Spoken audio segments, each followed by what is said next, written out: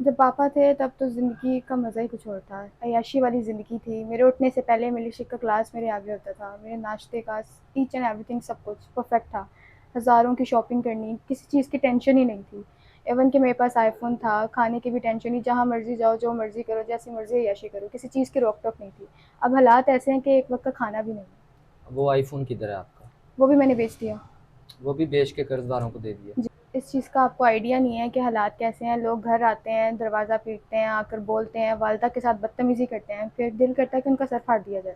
अस्सलाम वालेकुम नाज़रीन, मैं हूँ आपका अपना मेज़बान ज़ोहैब सागर और आप देख रहे हैं मेरा अपना यूट्यूब चैनल। नाज़रीन, अरूज से ज़वाल जब आता है तो इंसान की ज़िंदगी कैसे तब्दील होती है, कैसे इंसान की ज़िंदगी तब्दील होती है और कैसे अपने पराए हो जाते हैं, यहाँ तक के खून के जो सगे रिश्ते होते हैं वो भी साथ छोड़ जाते हैं। हमारे साथ आज की इस वीडियो में एक ऐसी लड़की मौजूद है। इनकी कुछ इस तरह की कहानी है, इन पे गुजरी है, इनके कैसे हालात हैं, इनसे बात करते हैं और जानने की कोशिश करते हैं। अस्सलाम वालेकुम। वालेकुम अस्सलाम। क्या हालात हैं, इतने करोड़पति वालदैन और अब इस तरह के हालात, कैसे ये सब कुछ हुआ है? चंद ही वो कहते हैं मिनटों में जो है करोड़पति से रोड़पति हो जाना, किस तरह ये सब कुछ हुआ है? बाबा का बिज़नेस था स्टॉक एक्सचेंज का, तो उसमें उनको बहुत बड़ा लॉस हुआ है, जिसकी वज़ह से वो बर्दाश्त नहीं कर पाए और उनका हार्ट अटैक हुआ, जिसकी वज़ह से उनकी डेथ हो गई। लॉस किस तरह से हुआ है? पहले भी वो स्टॉक एक्सचेंज का ही बिजनेस करते थे या पहले कोई और बिजनेस करते थे, तो ये कोई पंगा वगैरह उन्होंने लिया है? नहीं, 10-15 साल से वो ये काम कर रहे थे, पर लेकिन वो रोज़ परेशान रहते थे। हमने उनसे पूछना तो वो कहते कि मैं ठीक हूँ, कुछ भी नहीं हुआ, बट लेकिन हमें फ़ील होता था कि वो परेशान हैं। तो देन ये कि उनको जब लॉस हुआ है तो उसके बाद जिनकी एकदम मतलब जैसे अच्छी खासी अय्याशी वाली ज़िंदगी थी, सुकून से हर काम कर रहे थे, कोई टेंशन नहीं थी हमें, हम्म। सब कुछ बाबा ही करते थे, हमें तो कुछ पता ही नहीं था। हम्म। बट लेकिन जब से वो उनकी डेथ हुई है, उसके बाद से पता चला है ज़िंदगी के हालात का, मतलब ये जो पाकिस्तान के हालात का तो आपको पता ही है कैसे हैं, और स्टॉक एक्सचेंज जब से नीचे गिरा है, तब से हालात बहुत ज़्यादा ख़राब हो गए हैं। बाबा की डेथ किस तरह से हो? नहीं, वो बस हम सब बैठे हुए थे तो उनको एक कॉल आई है, उन्होंने कॉल अटेंड किया है और उसी कॉल में उनको एकदम हार्ट अटैक हुआ है, जिसकी वजह से हम सब परेशान हो गए। हम सब ने फ़ौरन से एम्बुलेंस को कॉल किया, उनको लेकर जा रहे थे, तो उसी में उनकी मतलब डेथ हो गई। और हमें तो ये बात भी पता चला है कि वो अपने बिज़नेस के लॉस की वजह से इतना परेशान थे और इतनी टेंशन ले रहे थे। बाबा की डेथ हो गई, चले अल्लाह ताला उनको जन्नतुल फिरदौस में जगह दे। आपके पास आपके बाबा की छोड़ी हुई काफ़ी दौलत मौजूद थी, गाड़ियाँ थीं, घर था। वो कैसे आपने बेचा, किस लिए सेल किया, इसकी क्या कहानी है? इसकी मतलब ये कि जो बाबा ने मतलब जब बिज़नेस में लॉस हो रहा था उनको, तब उन्होंने घर को गिरवी रख दिया था और काफ़ी ज़्यादा लोगों से अमाउंट ली थी, हम्म। जो कि उनके डेथ होने के बाद सब लोगों ने आकर परेशान करना शुरू कर हम्म। दिया कि हमारी इतनी अमाउंट है, ये दें। तो फिर हम्म। मामा तो ज़ाहिर-सी बात है परेशान थी, तो उन्होंने जो गाड़ियाँ थी वो बेचकर उनके पैसे दिए, अमाउंट दिए। हम्म। और जो बाकी जो भी घर गिरवी रखा हुआ है अभी, उसमें भी मतलब जो लोगों को पैसे हैं वो भी देने हैं, और भी लोग हैं जिनको पैसे देने हैं। जो घर गिरवी रखा हुआ था उन पे उन्होंने कब्जा कर लिया है। उन्होंने 1 हफ्ते का हमें टाइम दिया है कि आप इसको मतलब खाली कर दें। हमने जब गाड़ियाँ सेल की हैं तो हमें तो पता नहीं था किन-किन के पैसे देने हैं। हम्म। तो उनमें से बहुत सारे लोग ऐसे थे, 2-3 लोग जिन्होंने हमसे ऐसे ही पैसे ले गए हैं, जिनके हमें पैसे नहीं देने थे। पैसे देने नहीं थे लेकिन वो आके ले गए पैसे। जी, बिल्कुल ऐसे ही। तो आपने उनसे पूछा नहीं कि हमने आपके पैसे नहीं देने थे, आपने हमसे ये फ्रॉड करके पैसे क्यों लिए? असल में जो पैसे थे वो घर पे पड़े हुए थे, हम्म। तो मम्मा को भी फालिज हो गया था बाबा जी के इस तरह डेथ होने के बाद। हम्म। तो वो भी बहुत परेशान रहती थी, तो जो आता था वो उनको पैसे दे देती थी कि मेरे शौहर का जो कर्ज़ है वो उतर जाएगा। अभी आपने किसी के पैसे तो नहीं देने? नहीं, अभी एक है जिसके हमने 2-3 लाख देने हैं। 2 से 3 लाख रुपया जी, देना है। जी। तो अभी ये तो घर भी आपने खाली करना है, तो क्या सोचा आगे कहाँ जाना है? कोई और घर वगैरह है आपका? नहीं, अभी घर तो कोई भी नहीं देखा, उन्होंने हमें 1 हफ्ते का टाइम दिया है। अब ज़ाहिर-सी बात है जब ये घर खाली करेंगे तो हमें फिर आगे किसी रेंट पे घर पे रहना पड़ेगा, मजबूरी है, क्या कर सकते हैं। तो अभी खाना पीना और आगे घर का रेंट वगैरह जो है, जाहिर सी बात है एडवांस आजकल आप बहुत ज़्यादा लोग लेते हैं, तो ये किस तरह से करेंगी? कोई पैसे बचा के रखें? आपकी वीडियो देखी थी, आपका चैनल देखा था, तो आपके पास आए ही इसलिए कि आप हेल्प करते हैं लोगों की, तो हमारे पास तो नहीं है, तो आप हेल्प करेंगे। चले इंशाल्लाह ताला आप आ गई हैं तो आपने रब्ता कर लिया, इंशाल्लाह आपकी हेल्प तो ये करवा देंगे। ज़ाहिर सी बात है हेल्प तो कोई भी करता है वो हमारे थ्रू एक दफ़ा कर देगा आपकी हेल्प।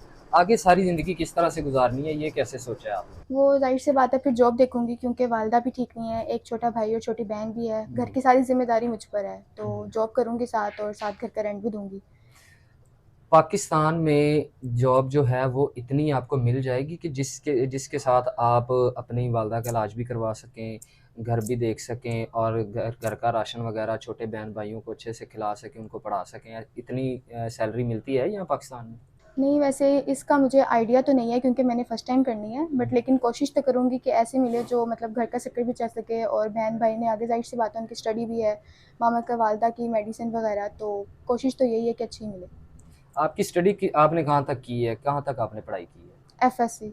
एफएससी की है, आगे नहीं पढ़ सकी आप? नहीं, वालिद के बाद फिर आगे मैं पढ़ नहीं सकी। तो यहाँ पे इतनी सैलरी तो नहीं मिलती है कि जिससे आपके घर का सारा गुजारा हो सके।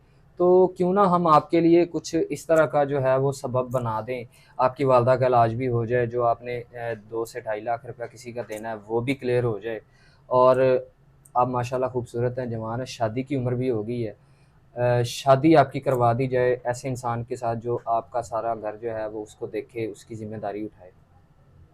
जी, वो तो ठीक है, शादी ज़ाहिर-सी बात है करनी है, वालिदा भी कह रही थी, पहले भी कहती थी कि वो शादी करनी है, तो अभी भी करनी है, ज़ाहिर-सी बात है। बट लेकिन ऐसा हो जो समझदार हो, लॉयल हो, समझ सके मुझे। आपने जिनके पैसे देने हैं, वो टोटल कितने पैसे अब आपने देने? 2,30,000 के करीब है। इसके अलावा तो कोई पैसे नहीं देने? नहीं, ये एक ही पर्सन है जिनके देने हैं।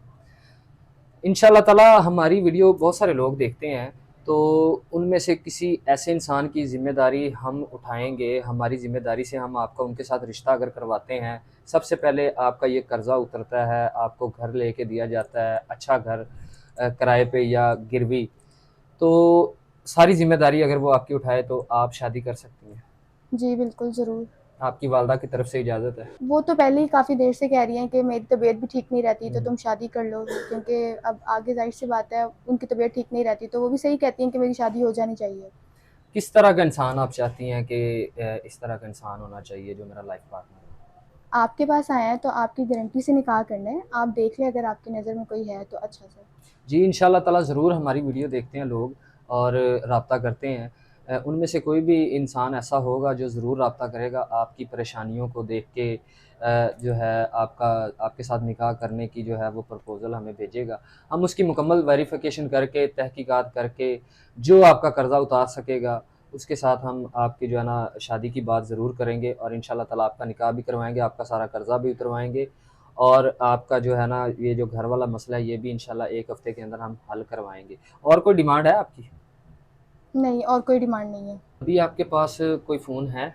नहीं, अभी मेरे पास कोई फ़ोन नहीं है। आप ये भी तो सोचें कि एक दौर में अगर एक लड़की के पास फ़ोन नहीं है तो वो कैसे गुज़ारा करती होगी?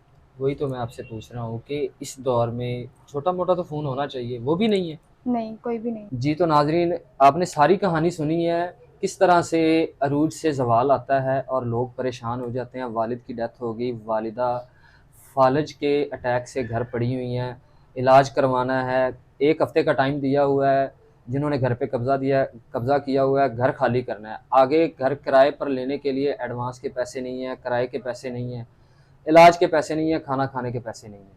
जो भी वीडियो देख रहा है, अगर कोई ऐसा इंसान इनसे शादी करना चाहता है, इनका कर्ज़ा उतार सकता है और इनकी वालदा का इलाज कर सकता है। सबसे पहले कर्ज़ा उतारना है, उसके बाद इसकी वालदा का इलाज करवाना है, घर किराए पर लेके देना है, तो ज़रूर राब्ता करें।